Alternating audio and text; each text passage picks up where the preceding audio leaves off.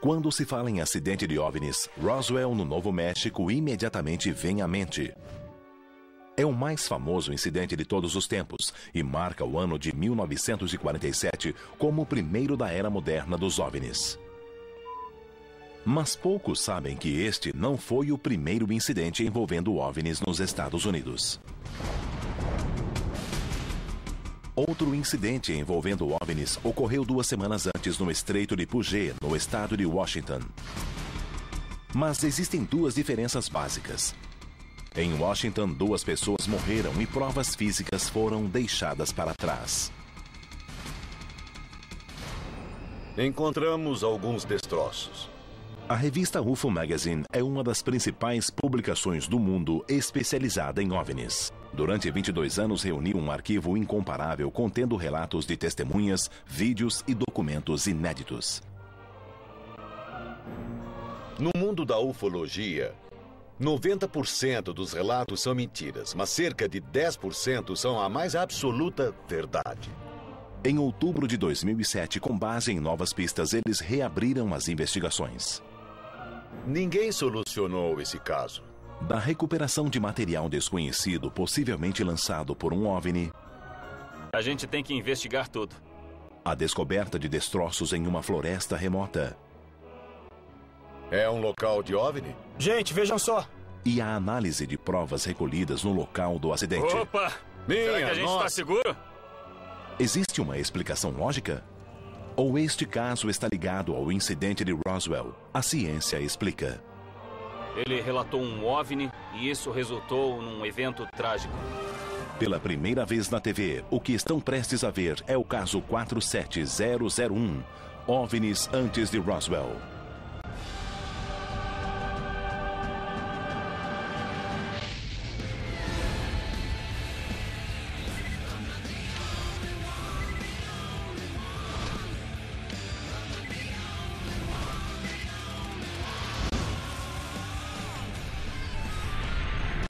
Caçadores de OVNIs. 21 de junho de 1947. Cerca de 2 semanas antes de Roswell. Harold Dow, o filho de 15 anos, e outros 2 tripulantes estão em um barco no Estreito de Puget, próximo à ilha Maury, em Washington. É um dia comum de verão, até que às 2 da tarde tudo mudou. De repente, 6 discos metálicos em forma de rosca com 30 metros de diâmetro surgem nos céus. Uma das naves apresenta problemas. Ela se inclina de modo precário e está prestes a cair na água. Repentinamente, ela ejeta o que parecem ser dejetos metálicos incandescentes no mar e na praia. Dejetos atingem o barco de Harold, quebrando o braço do filho dele e matando o cachorro. Segundo eles, a ejeção do material aparentemente resolveu o problema. As 5 outras naves se posicionaram em torno da nave defeituosa e todas partiram silenciosamente. Harold e sua tripulação recolheram alguns destroços da água e na praia. O fato foi comunicado à polícia local. O depoimento das 4 testemunhas foi consistente, no entanto, todos já morreram. Quartel-general da equipe. Beth? Quê? Bom dia. Bom dia. Já preparou o equipamento? Quase, tá faltando. Temos um grande caso hoje. Vamos à ilha Maury. Sou Bill Burns, editor da UFO Magazine, a única revista sobre OVNIs publicada continuamente desde 1986 e investigou OVNIs há mais ou menos 20 anos. Tivemos uma boa dica sobre um caso que permanece um mistério há 60 anos na ilha Maury, no estado de Washington. Ilha Maury é o caso que iniciou a ufologia moderna. Meu nome é Pat Usker, eu sou colaborador da UFO Magazine. Meu trabalho é localizar documentos e falar com testemunhas. Ilha Maury. 2 semanas antes de Roswell, um sujeito num barco vê 6 naves. Eles jogam algo no barco dele, o filho se machuca, o cachorro morre, o barco fica danificado e temos uma pista sobre o caso. Após 60 anos, encontramos parte dos dejetos. Pela primeira vez, Vamos analisá-los em laboratório. Eu vou precisar de fotos, dados arqueológicos e amostras. Eu quero amostras da praia, da água, do local da queda. Também quero pedaços da aeronave e amostras de terra em torno dela. Tudo que vocês trouxerem eu vou analisar. Meu nome é Ted Eckworth. Eu sou metrologista de precisão, doutor em engenharia mecânica. Eu estudo os dados, faço as análises e chego a uma conclusão objetiva. Jeff, você vai trabalhar conosco. Pat irá para a água. Você vai ajudar a coletar o material e entrevistar testemunhas. Vamos colher amostras de solo, alguns destroços e levar tudo para o laboratório. Eu sou Jeffrey Tomlinson, atualmente pesquiso biologia planetária e fenômenos geológicos. Faço pesquisas científicas. Ninguém conseguiu solucionar esse caso em 60 anos, mas nós iremos. O Estreito de Puget é um grande complexo de baías, águas rasas e ilhas que ocupam uma área de 7.200 km². A equipe irá para as águas ao sul da ilha Maury, 47 graus, 35 minutos norte, 122 graus, 46 minutos oeste, cerca de 11 quilômetros ao norte de Tacoma. A primeira tarefa é recuperar parte do material ejetado pelo OVNI. Harold Dahl descreveu o material como escória metálica e indicou o local em que o barco estava quando viu os OVNIs. Eu espero mergulhar no estreito e localizar alguns desses detritos no fundo do mar. Os detritos, ou a escória recolhida na época, foi descrita como uma pedra negra com aparência magmática e propriedades metálicas. Supunha-se que estava ligada com o sistema de propulsão do disco. Um avião com problemas ejetaria o combustível para aliviar a carga e reduzir a chance de incêndio em um pouso de emergência. Estaria o disco fazendo a mesma coisa?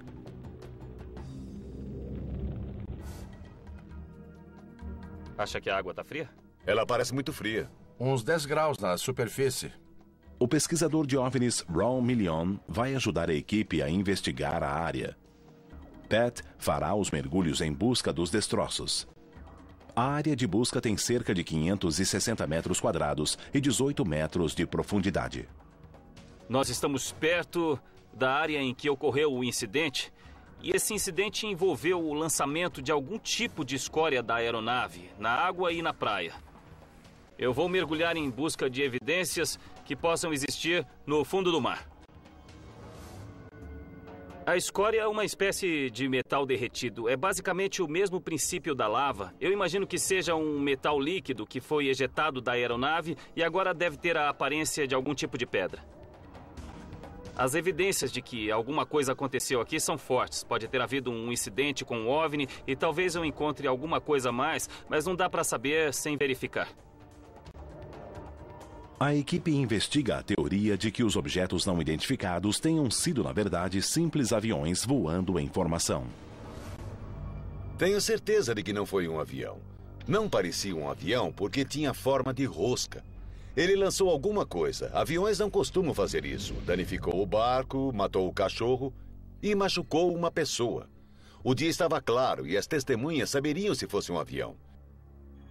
Estou plenamente convencido de que foi um objeto não identificado. Pat imagina se os detritos ainda estarão no mesmo lugar. Já se passaram 60 anos. E eu imagino quais são as chances de ainda haver alguma escória por lá.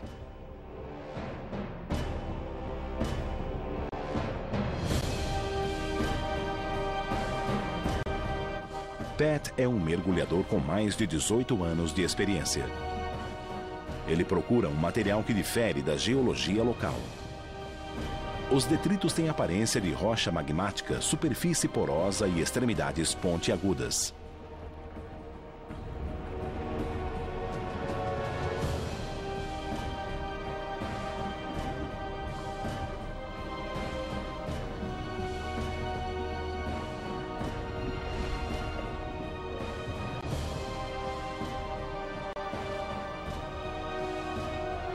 Quer uma ajuda?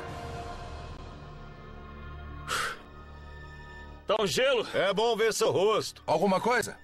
Eu peguei amostras de areia do fundo. E eu peguei algumas pedras que podem ser do tipo que nós estamos procurando. Veremos. Suba, se aqueça, recupere a temperatura vai ser bem do bom. corpo. Eu vi umas pedras que podem ter a ver com a escória que nós estamos procurando. Numa investigação dessas, nós não podemos ignorar nada. A seguir, este seria o material lançado por um OVNI em 1947? E outra teoria é que estavam levando escória extraterrestre. E seria possível que esses detritos tenham causado a morte de 2 oficiais enviados para investigar o avistamento dos OVNIs?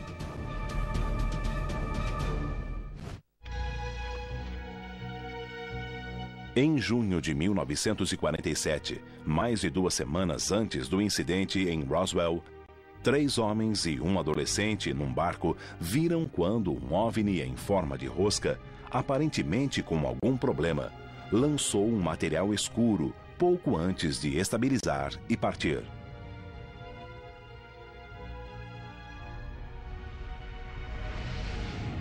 Com base no depoimento de Harold Dow, capitão do barco, a equipe localizou o ponto onde os detritos caíram na água.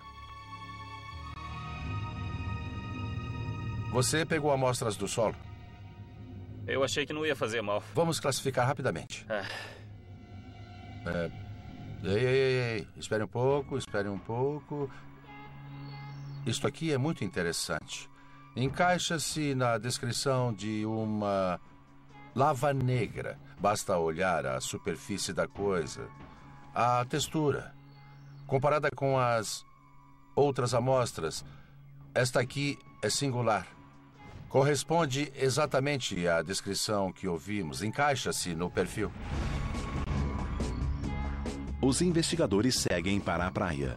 Para que seja feito um exame completo, a área é dividida em uma malha com quadrados de 90 centímetros de lado, começando na praia e seguindo o morro acima. Alguma coisa aí, Bill? Cristal interessante. Veja só. Eu estou procurando qualquer pedra que possa ser o subproduto de algum processo de derretimento de metal. Alguma coisa que estava tão quente que derreteu e depois de derretida foi lançada de um OVNI que tinha a forma de uma rosca e que veio parar na costa. A 90 metros da praia, Ron encontra um objeto com cerca de 35 centímetros de comprimento que se encaixa na descrição. Achei uma peça muito interessante. Eu acho que é uma escória. Teremos de examiná-la. Muito interessante. Eu achei isso mais para cima, na colina, neste local aqui. E acho que esse é o caminho que o objeto fez. Ele seguiu por aqui. O que você descobriu, Pat? Eu achei bem interessante. É meio estriado, meio deformado. Parece que escorreu, que já esteve derretido e que solidificou quando esfriou. Encontramos algumas peças na praia que parecem combinar com a escória achada no Estreito de Puget. As análises vão confirmar isso ou não. Vamos falar com George Early. Ele conhece os casos. Acima de tudo, ele falou com os moradores da região. Conhece todos os detalhes dos casos. Coisas que pouca gente poderia saber apenas lendo os livros. Lá vem ele. Olha o George aí. Oi, George, puxa um tronco. Obrigado, Bill. George Early é ufólogo e morador da região noroeste do Pacífico. Ele foi chamado pela equipe porque possui um profundo conhecimento do caso e dos eventos resultantes daquele encontro. Esta é a primeira vez que ele fala publicamente sobre sua pesquisa do caso. Um homem chamado Harold Dow viu 6 roscas achatadas com cerca de 30 metros de diâmetro, com um vão de uns 8 metros. Um deles começou a lançar detritos do buraco no centro. Pareciam estar incandescentes por causa do som que produziam quando entravam em contato com a água. Acertaram o barco, o filho dele, acertaram o cão, mataram o cão. Segundo George, a história de Harold Dow chegou à Força Aérea e 2 oficiais da inteligência foram enviados para recuperar os detritos dos OVNIs. O pessoal da Força Aérea veio aqui e recebeu uma caixa de fragmentos que eles aceitaram com relutância, mas eles a levaram. Aí o B-25 da Força Aérea partiu para onde? Hamilton. Campo Hamilton, na Califórnia. Sim, eles partiram do Campo McCord e iam na direção sul a 3.000 metros. Então foi a 10.000 metros que os problemas começaram? Sim. De acordo com relatórios oficiais, em 1º de agosto de 1947, 40 dias após o incidente, Harold Dahl recebeu a visita de 2 supostos oficiais da inteligência que levaram os detritos recolhidos por ele. Os homens embarcaram em um bombardeiro B-25 que deveria levá-los de Tacoma, em Washington, até a base da Força Aérea no norte da Califórnia.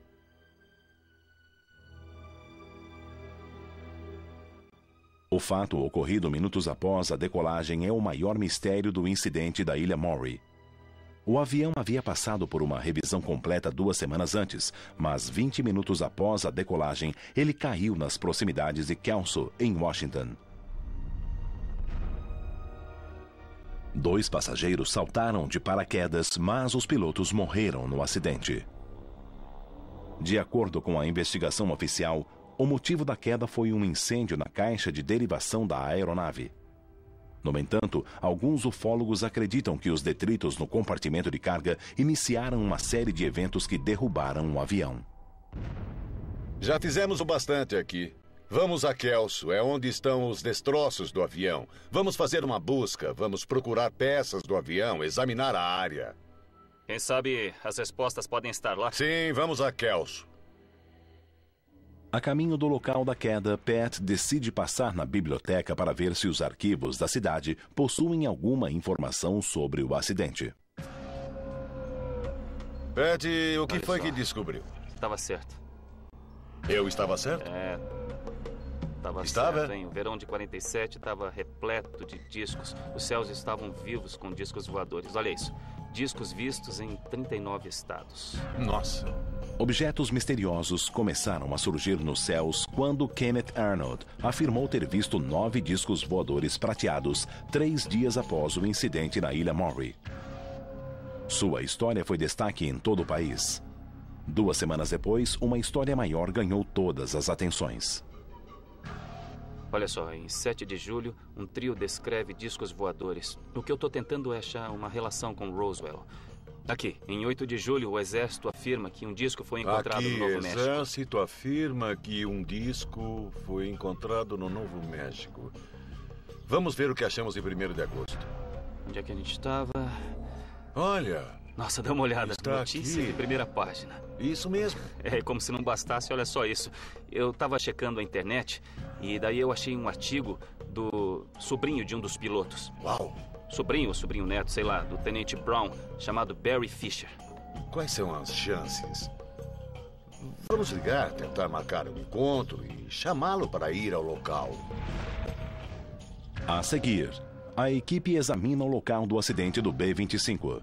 Não resta muita coisa, mas ainda está aqui. E encontra algo inesperado.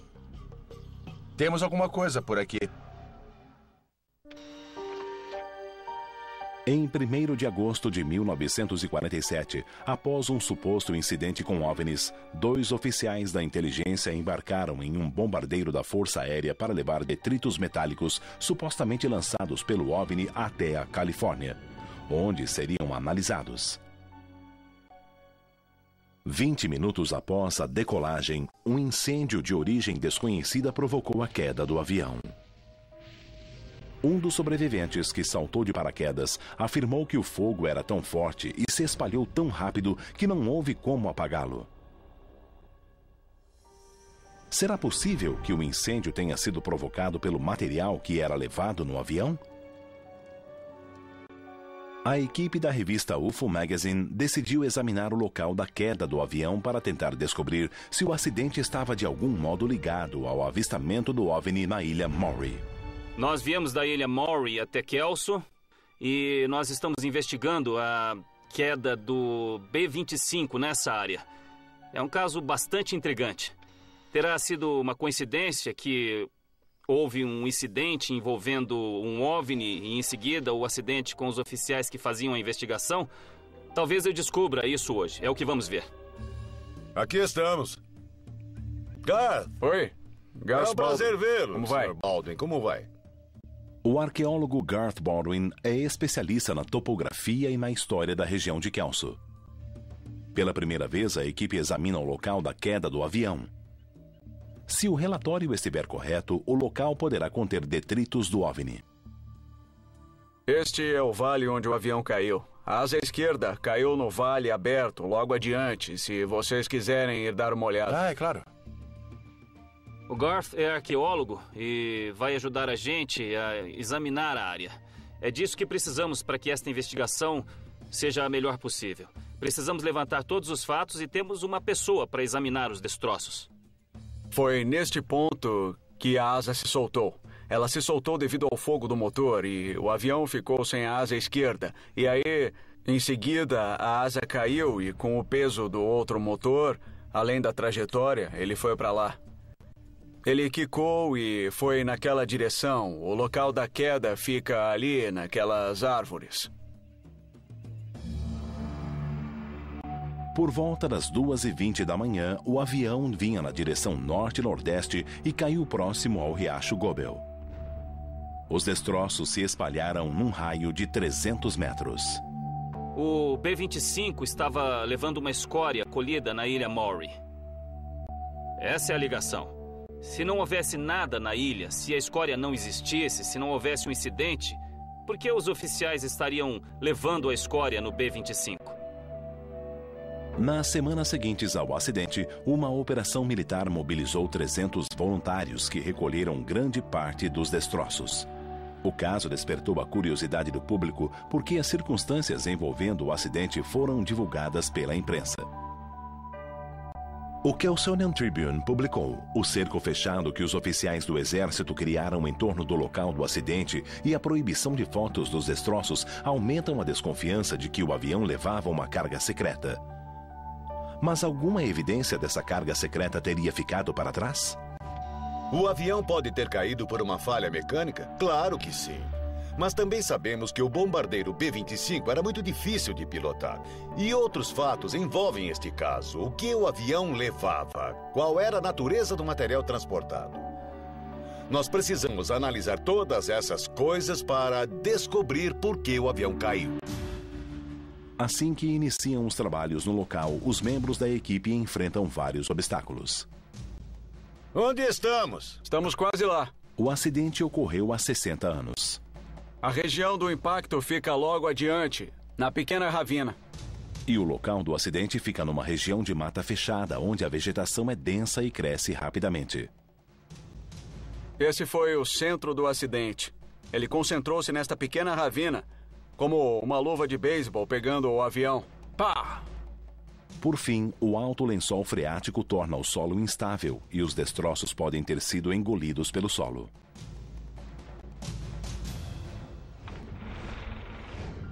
Este é o ponto central do material encontrado aqui e do que foi relatado. Esta é a nossa referência central. Isto pode ser a estrutura que envolvia o motor ou a caixa protetora em volta do nariz, talvez. É alumínio de aviação. A estrutura é de um metal ferroso como aço, o que é incomum na maioria das partes de um avião. Vamos ver o que detectamos. Nós temos alguma coisa aqui, muitos destroços. Temos alguns materiais que com certeza são dos aviões da classe B. Não resta muita coisa, mas ainda estão aqui. Obviamente é um avião, existe alumínio de aviação aqui. Há estabilizadores nele, algum tipo de barra, e tem isto aqui que costuma indicar aquecimento. Algum tipo de aquecimento? É, por causa do fogo. A primeira evidência real de OVNIs pode estar debaixo dos nossos pés. Se havia alguma coisa estranha no compartimento de carga, com o impacto do acidente, o calor e o derretimento, propriedades da carga podem ter se transferido para a fuselagem do avião. Segundo o Guia de Recuperação de Evidências do Departamento de Justiça, o princípio de trocas estabelece que, quando dois objetos entram em contato, sempre haverá uma transferência de material. Se pudermos encontrar a escória que estava no avião, aquilo que causou o incêndio que estava próximo ao local em que o fogo começou, então teremos provas concretas que ETs estavam no avião. A equipe estabelece um raio de buscas a partir do ponto central determinado por Girth. Uma lei ambiental proíbe a escavação do solo. Em vez disso, a equipe põe indicadores nos locais de interesse. Poderá surgir um determinado padrão. Eu estou mais interessado em descobrir alguma coisa que estava no avião e que fez os militares virem aqui fazer uma busca completa.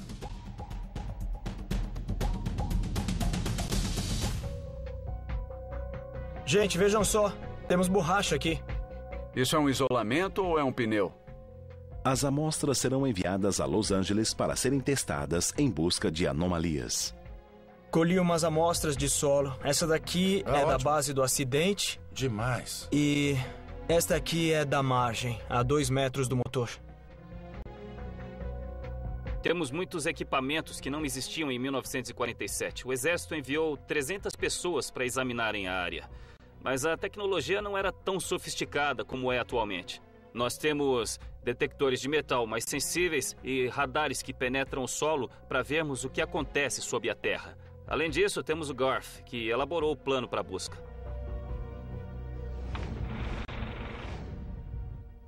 O sistema de radar de penetração de solo tem um alcance de cerca de 8 metros. Ele envia e recebe sinais, criando uma imagem tridimensional do subsolo.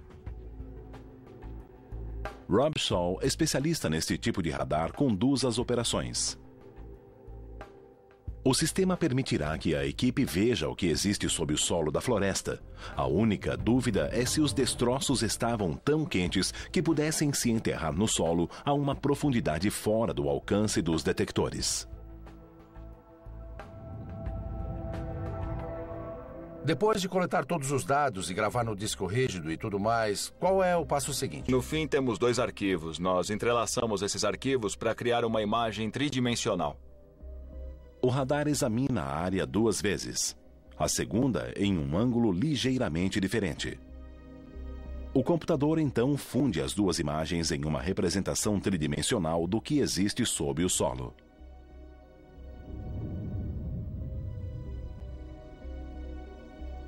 Enquanto Rob continua mapeando o que existe sob a superfície, a equipe coleta pedaços do B-25.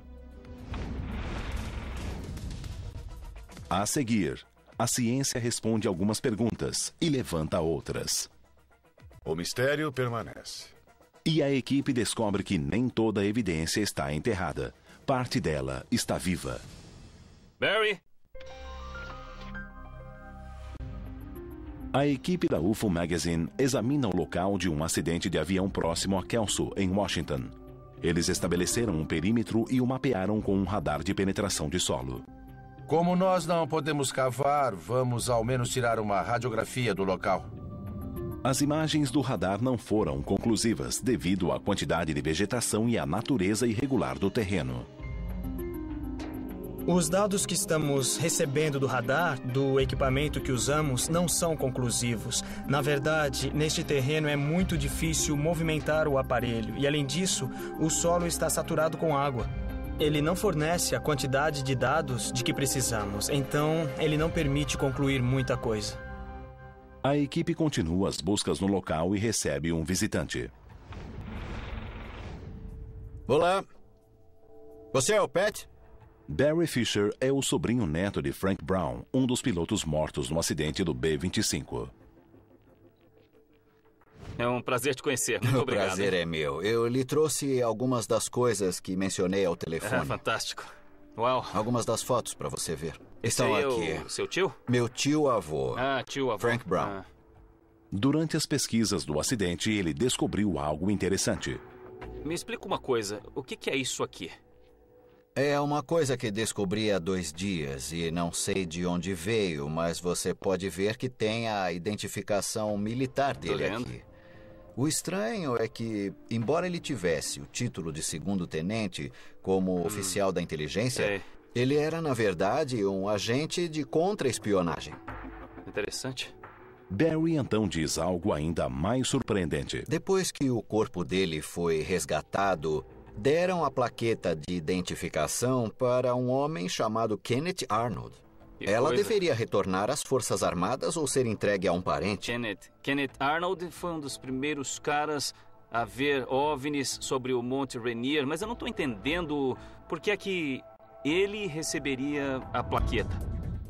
Harold Dow viu os OVNIs na Ilha Maury em 21 de junho de 1947. 3 dias depois, eles foram vistos novamente a 80 quilômetros de distância, desta vez por Kenneth Arnold. Seu relato do avistamento de 9 discos voadores eletrizou o país. A história foi publicada em jornais de todo o país, fazendo dele um perito extraoficial em OVNIs. 2 semanas depois, em 7 de julho de 1947, um disco voador supostamente caiu próximo a Roswell, no Novo México. Será possível que os 3 eventos estejam relacionados? Enquanto isso, Harold Dow manteve-se em silêncio sobre o que tinha visto. Quando decidiu falar, Kenneth Arnold encontrou-se com ele para comparar as experiências. Após falar com Harold, Kenneth ficou convencido que sua visão tinha sido real e que poderia ter consequências para a segurança nacional. Ele procurou a inteligência militar que enviou homens à Ilha Maury para recolher o material extraterrestre. E qual era o envolvimento do Kenneth Arnold? Por que é que ele era chamado para investigar os avistamentos de OVNIs? Depois do avistamento de Kenneth Arnold, o país enlouqueceu. Uma semana depois, o exército divulgou uma história impressionante. A história da queda de um disco voador em Roswell, no Novo México. Eles deram razão a Kenneth Arnold. Como ele já era a principal testemunha de OVNIs no país, acabou fazendo as investigações. Após a morte do Tenente Brown, sua identificação militar foi entregue a Kenneth. Quanto mais soubermos sobre a relação entre o acidente em Kelso e o caso da Ilha Maury, mais temos de nos perguntar: por que a Força Aérea enviaria 2 oficiais da contra-inteligência para investigar o caso e por que recolheram a escória? Diante da pressão, Harold Dow desmentiu a história em um depoimento ao FBI em 7 de agosto de 1947. No entanto, até a morte, ele continuou acreditando que o avistamento havia sido real. Não houve um esclarecimento e isso deixou uma espécie de vazio na família. Por isso, espero que possamos ter um pouco mais de informações com o que estão fazendo aqui. Isso é uma coisa que não existe apenas na internet ou num livro sobre OVNIs. Isso é um evento real. E independente do que o Harold Dow tenha visto, ele relatou um OVNI e isso resultou num evento muito trágico.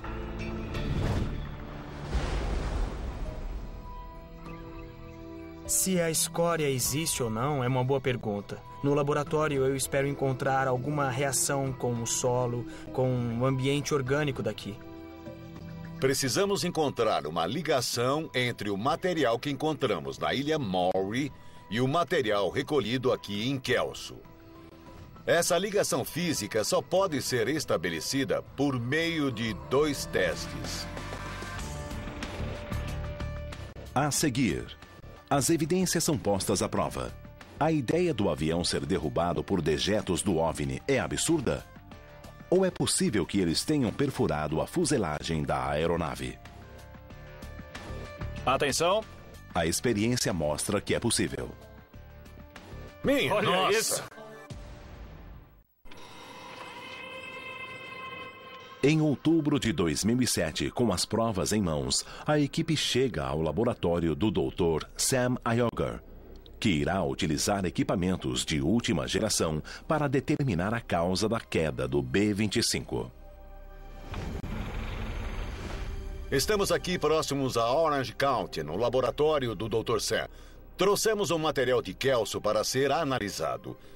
Recolhemos amostras de solo para ver se existe algum material anômalo. Também trouxemos a borracha do tanque de combustível do avião. Queremos ver se uma falha mecânica, no caso a falha elétrica descrita pelos sargentos, causou a explosão do tanque e derrubou o B-25. A equipe reencontra-se com Ted Eckworth, que estava realizando testes nas amostras coletadas na Ilha Maury. O Pat mergulhou na Ilha Maury e a maior parte das pedras que ele encontrou são como essas aqui, que são rochas sedimentares, muito comuns naquela região. Ele encontrou também uma coisa muito interessante que o deixou muito animado, que é essa amostra aqui. É bastante leve, é obviamente muito diferente das rochas que encontramos naquela área. A cor e o peso... Dá para ver essas bolhas ou textura vesicular que é consistente com o que podemos encontrar no metal que foi superaquecido e também foi aerado. É uma coisa que poderia até se parecer com uma escória. Algum metal que tenha sido superaquecido e ele se liquefez e acabou caindo de algum OVNI, mas na verdade é uma rocha ígnea. É uma rocha formada pela atividade vulcânica e foi trazida para a superfície através do manto. Eu não acredito que seja escória extraterrestre. Mas eu até entendo por que o Pat suspeitou que fosse. Em busca de mais resultados, a equipe segue para o laboratório. Oi, Sam. Oi. Como vai? Muito bem. Muito bom E te você? ver. Este Como aqui vai? é o Dr. Sam Iogar. Oi. O Dr. Iogar verificará se as amostras apresentam alguma anomalia. Esta é a primeira vez que este tipo de precisão científica está sendo aplicada a uma investigação de OVNIs. Faremos análises das amostras para ver se existe algo anômalo que não pode ser explicado. Temos várias amostras de solo do local. Temos um pedaço de metal, achamos que é alumínio. E temos um pedaço de borracha, que também deve ser um fragmento do avião acidentado. A maior parte do material é identificado. É uma questão de saber se é anômalo ou se é normal. Nós fizemos uma série de testes comuns na indústria metalúrgica. Raios-X transmissivos. Vamos bombardear a amostra com luz infravermelha. Ver as vibrações moleculares. Medimos algumas difrações de raios-X. Fizemos varreduras com microscópio eletrônico. Com esse sistema, vamos passar os raios-X pelo material. Os testes que fizemos são compreensivos e são as ferramentas corretas para esse trabalho. Só precisamos ter a sorte de encontrar uma amostra que contém alguma evidência. Terminados os testes, os resultados mostram uma tendência interessante. Eu peguei uma pequena amostra da borda da peça de alumínio e a analisei pelo método da difração. E, como pode ver, esse é o padrão gerado. A amostra de alumínio acabou gerando alumínio e óxido de alumínio. Sim, estava corroída sim. O óxido de alumínio é a combinação do alumínio com oxigênio. É uma reação química resultante da corrosão ou exposição a alta temperatura. Todos os resultados indicam que houve um grande incêndio a bordo do B-25. Isso vai contra outra teoria que aponta uma explosão no tanque de combustível como a causa da queda. Em seguida, são analisadas as amostras de solo colhidas no local do acidente. Aqui estão os padrões para as 4 amostras, perto do motor e a 5 metros de distância. Todas parecem iguais. O único detalhe é esse pico. O pico na difração deve-se à maior cristalinidade. E um dos motivos para isso ocorrer é o aquecimento. A cristalinidade das amostras confirma que o calor foi intenso e que todas elas foram afetadas. Mas a maior dúvida permanece. O que causou o incêndio que derrubou o avião? Se alguém me disser assim, pode ter havido uma faísca no avião? Tá bom, mas então me explica como é que surgiu essa faísca. É possível que essa suposta escória, por meio de uma radiação intensa ou campo magnético, tenha provocado um incêndio? Pode ser, talvez, mas eu não sei. Mas vamos realizar novos testes em laboratório. A equipe segue para o laboratório de John Tyndall, que irá demonstrar como um pedaço de escória metálica poderia exercer um efeito desastroso nos sistemas mecânicos e elétricos do B-25. Esta é uma aproximação do que aquela escória poderia ser ou parecer. E, como contém metal ferroso, ela poderia ser magnética. Temos aqui um transmissor. Como pode existir num avião, na verdade deve haver dezenas em um avião. Agora, se essa escória fosse movimentada durante o voo, é possível que um campo magnético afetasse o transmissor. Nossa! Quando o ímã se aproxima do transmissor, o interruptor falha. Se os supostos detritos estivessem magnetizados, teriam afetado vários interruptores e mecanismos dentro do B-25. A falha em um transmissor também afetaria o sistema elétrico do avião. O B-25 tinha 120 amperes de potência para controlar tudo. Torres, motores, tudo era controlado pelos transmissores. Nós montamos aqui um dispositivo em que podemos provocar uma pane, como se um motor tivesse problemas. Então vai passar 120 amperes por um circuito de 20 amperes? Mas nesse caso, o circuito não iria aguentar, não é isso? Bom, vocês mesmos poderão julgar. Vejam. Como podem ver, o fio praticamente vaporizou. John tem outra teoria. Ele demonstrou como a escória magnetizada poderia ter afetado os sistemas mecânico e elétrico do avião. Mas será possível que a própria composição da escória tenha provocado o acidente? Agora eu vou usar um arco de solda para inflamar essa escória. Pode ter acontecido assim com o B-25. Atenção. Nossa! Uau! Essa é a escória queimando. Veja como queima. Pois é. Olha só, ela atingiria uma temperatura que perfuraria o alumínio do avião? Essa escória está queimando a uns 2.200 graus. E o alumínio derrete com quanto? 650 graus. Tá. O alumínio é um dos principais componentes da fuselagem, do revestimento e das asas de um B-25. Um incêndio de 2.200 graus no interior da estrutura seria devastador. Se houve um curto-circuito no avião e ele chegou à escória, é bem possível que tenha havido uma reação parecida com essa. Esse é o mesmo tipo de alumínio que existia na fuselagem ou nas asas ou... O mesmo alumínio. É o tipo de coisa que, na combinação certa, pode ser muito inflamável e ter uma reação bastante exotérmica. Atenção! Vejam. Minha nossa!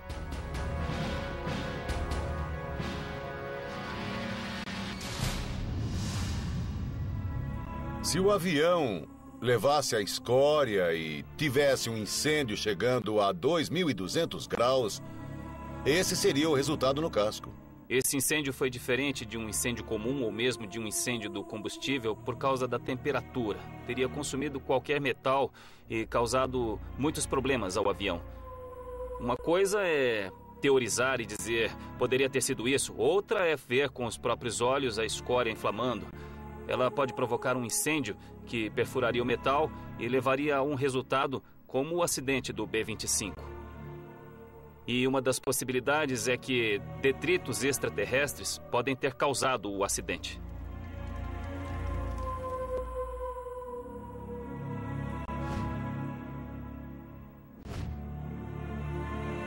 Muito bem. Voltamos do laboratório, voltamos de Kelso. Nós não pudemos escavar os destroços, mas nós conseguimos coletar muitas coisas boas e pudemos determinar que o incêndio pode ter ocorrido sim. Sabe, houve um motivo para que aquele avião tenha pegado fogo. Isso houve. Assim, todas as provas colhidas, as amostras que o Pat encontrou mergulhando foram excluídas, mas outras amostras foram levadas ao laboratório.